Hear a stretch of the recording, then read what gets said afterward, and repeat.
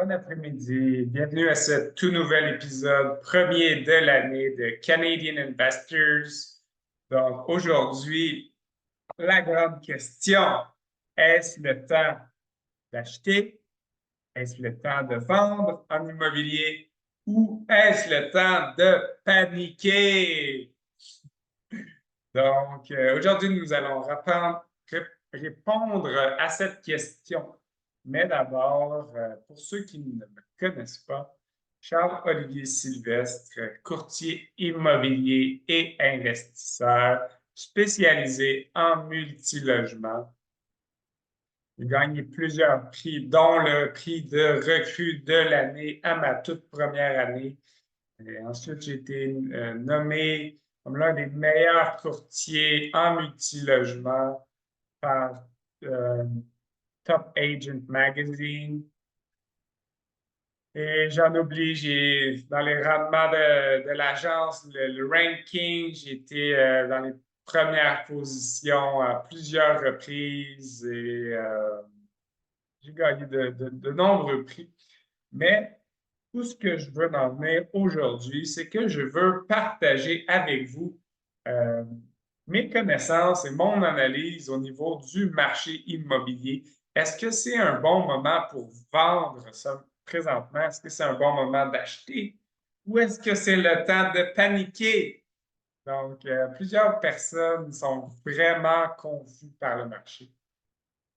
Première chose qu'on va faire, c'est faire un bref survol historique là, des quelques dernières années. Ensuite, on va couvrir au niveau des immeubles à revenus les statistiques. Quand est-ce qu'on achète au niveau de la prise de valeur? Qu'est-ce qui se passe au fil des cycles économiques? Et finalement, en troisième, on va discuter de présentement dans le marché pour les vendeurs, où est-ce qu'on se situe et pour les acheteurs, où est-ce qu'on se situe également avec les taux d'intérêt. Donc, pour commencer, on parle historiquement, on se rappelle en 2020, les, il y a eu la COVID qui était catastrophique pour certains et merveilleux pour d'autres. Donc, tout ce qui était immobilier, ça a vraiment été bon. Et les taux d'intérêt ont vraiment diminué en février 2020, ont vraiment chuté là, pour permettre à l'économie là, qui est très ralentie de reprendre. Et ce qu'on a vu suite à ça, c'est une inflation du marché, autant boursier que immobilier, jusqu'à la fin de 2000, donc 2020, 2021. Et là, quand on est arrivé à 2022, là, on était pas mal en phase où est-ce que on était vraiment dans une bulle, là. On était dans une phase où n'importe qui achetait, n'importe qui faisait de l'argent. Et on était en position surachetée. Donc, c'était un marché qui était très avantageux pour les vendeurs. Et début 2022, j'ai dit, bon, là, c'est le temps de vendre. C'est le temps, c'est le bon moment pour vendre. On parlait des augmentations des taux d'intérêt. On voyait au niveau du marché que la tendance était en train de s'inverser. On parlait des courbes aussi, de l'inversion des courbes, des taux d'intérêt court terme par rapport à plus long terme.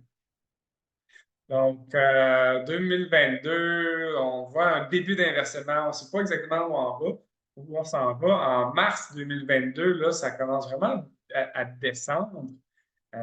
Été 2022, c'est ralenti. Fin 2022, c'est très, très, très, très au ralenti. Il y a quand même quelques transactions qui se faisaient. Les gens qui avaient vu les hausses, qui avaient profité des hausses, ils disaient, bon, moi, maintenant, je veux vendre. C'était un peu le last call. 2023, là, les gens voulaient vendre, mais ceux qui étaient encore dans leur bulle de moi, je vends à un prix dérisoire, ça ne fonctionnait plus. Donc, les immeubles ne se vendaient pas.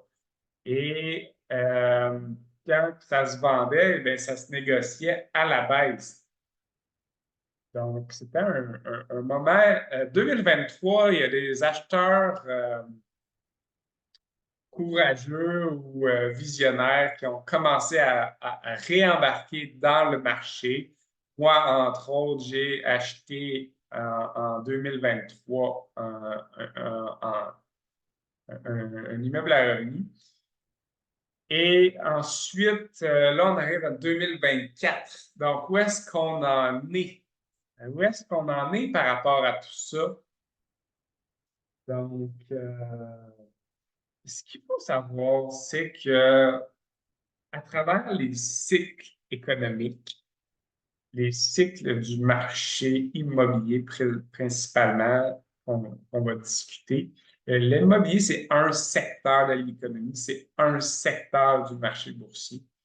Euh, Selon moi, le plus intéressant.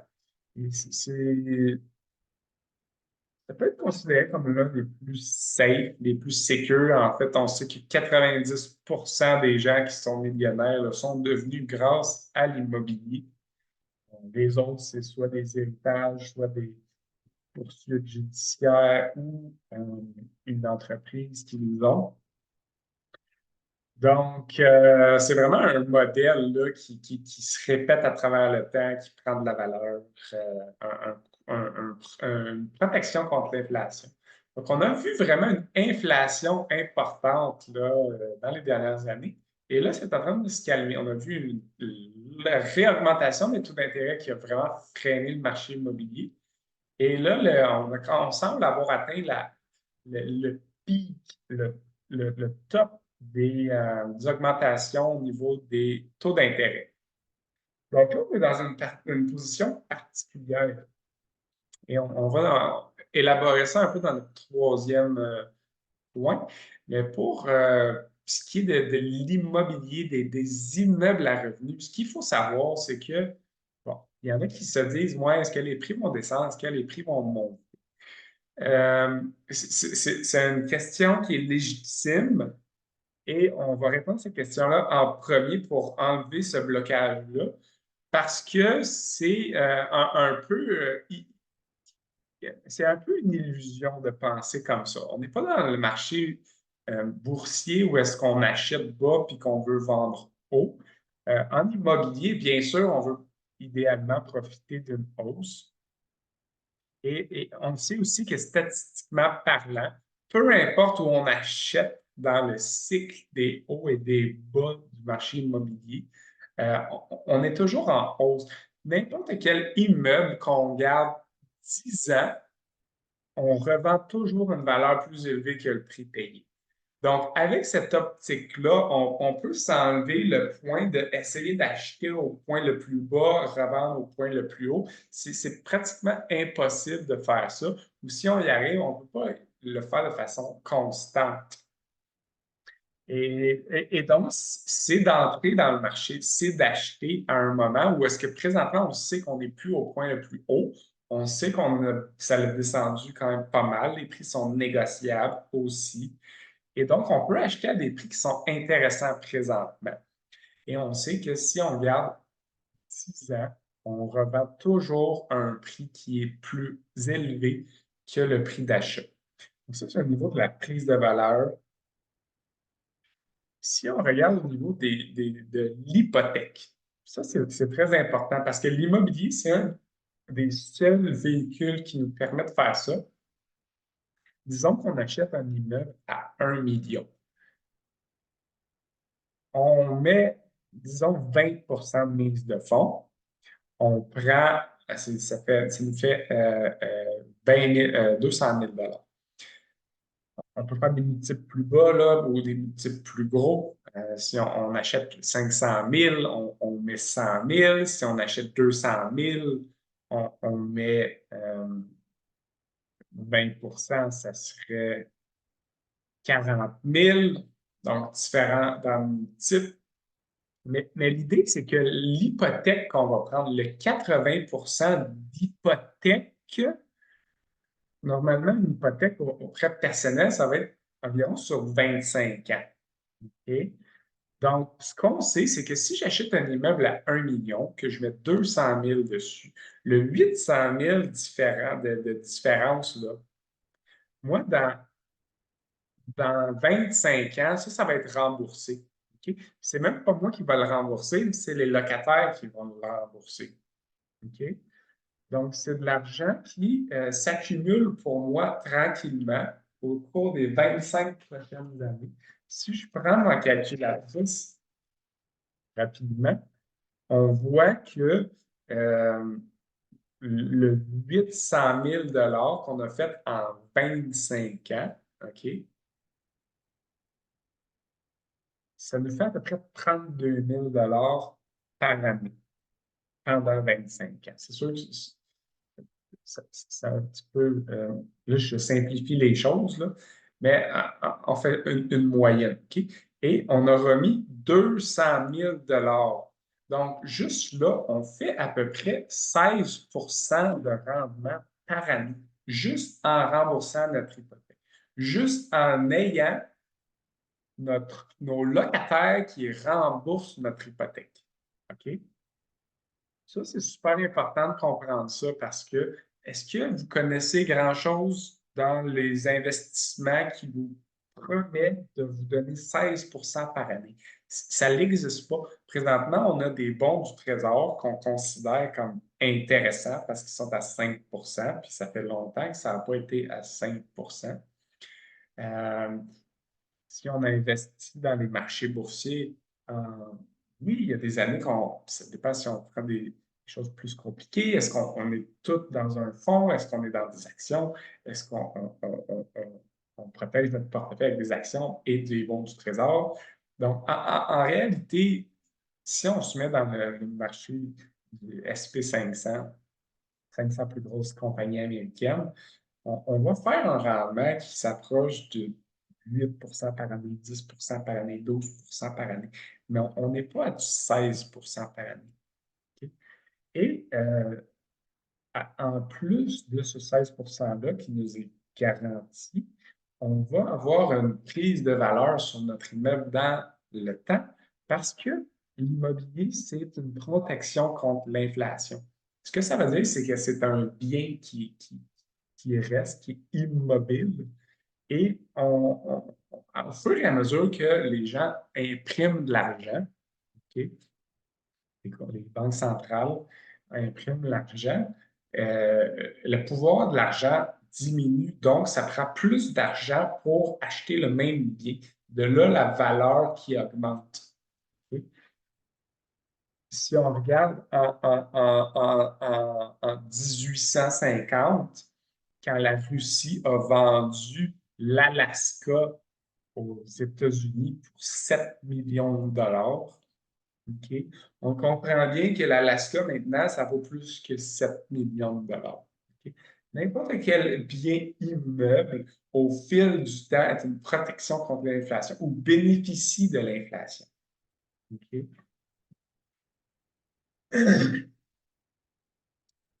Parce qu'il n'y a pas plus de territoire qui s'ajoute. La Terre, il y a un nombre fini de superficie qu'on peut exploiter. OK? Mais la population, les gens en veulent plus, le pouvoir, l'argent diminue, on imprime plus de billets, il y a de plus en plus, plus d'argent en circulation. Donc, l'argent qu'on a présentement, on peut faire moins de choses avec dans, dans 10 ans, dans 20 ans. Le troisième élément de l'immobilier, c'est qu'on a le cash flow aussi. Donc, au début, ça se peut que notre immeuble se paye puis qu'il n'en reste pas bien gros, que, on fasse peut-être 100, 200, 300 pièces par mois. Mais à chaque année, on vient faire une augmentation des revenus. OK? Et des fois, on achète un immeuble aussi que les revenus sont plus bas que ce que la moyenne des revenus sont. Donc, des fois, on peut venir euh, faire des rénovations aussi si c'est intéressant au niveau des chiffres. Donc, ce qu'il faut comprendre, c'est qu'il y a aussi tout ce cash flow qui rentre. Donc, dans 25 ans, vous allez avoir remboursé votre 800 000 d'hypothèque. Votre 200 000 va être maintenant 1 million. Vous allez avoir 1 million. Ensuite, votre immeuble que vous allez avoir acheté 1 million dans 25 ans, je ne vais pas faire de prédiction, là, mais si ça prend environ, elles sont très conservateur, pour ne pas dire pessimiste, si on prend, on fait 2,5 par année de prise de valeur sur 25 ans, on a pris 62, donc on est rendu à 1,6 million. Donc, notre 200 000 s'est transformé en 1,6 million. Et notre hypothèque est payée, donc nos loyers, ils ne vont plus à payer la banque pour l'hypothèque. Les loyers, maintenant, ils sont dans nos poches. Donc, avec 1 million, si j'ai un immeuble qui rapporte présentement, mettons, 60 000, dans 25 ans, avec l'augmentation à 2,5 par année, donc,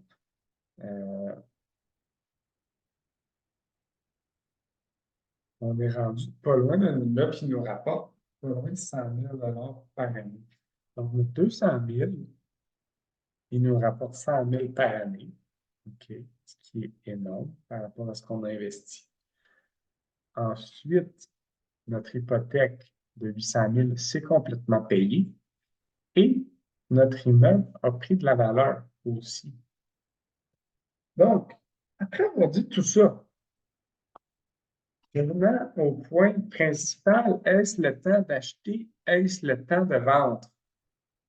Pour les vendeurs, je dirais que la bulle, elle a pété. OK? La bulle est terminée. On n'est plus dans un marché de vendeurs. On n'est plus dans un marché qui avantage les vendeurs. OK? Si vous avez besoin de vendre pour vous relocaliser parce que vous venez de changer de travail, mais vous allez acheter, vendre à un prix puis racheter à un prix. Il n'y aura pas vraiment de. Vous n'allez pas être perdant à faire un changement. OK? Si vous voulez juste cash out vos profits, ce n'est pas le meilleur moment, mais si vous avez acheté il y a 20 ans, bien, vous allez quand même avoir un profit intéressant. OK? Ça peut être un moment intéressant pour faire un switch présent. Donc, vendre ce qu'on a maximisé ou ce qu'on n'aime plus, acheter quelque chose d'autre qui va prendre la valeur dans le temps, vers lequel on veut se concentrer. Donc, présentement, c'est un meilleur moment pour acheter. On est dans un moment qui avantage les acheteurs au niveau qu'il y a moins de compétition dans le marché. OK? Il n'y a pas tant de compétition, on n'est pas en multi-offre. On peut négocier à la baisse. Donc, au niveau du prix d'achat, c'est un bon moment. Ensuite, on arrive avec les taux d'intérêt. Là, il y en a qui vont se dire, ouais, mais moi, j'aimerais mieux acheter un taux d'intérêt de 2 Moi aussi. OK? Par contre, ce qu'il faut savoir, c'est que si tu attends que les taux tombent à 2 on ne sait pas si ça va retourner là, premièrement.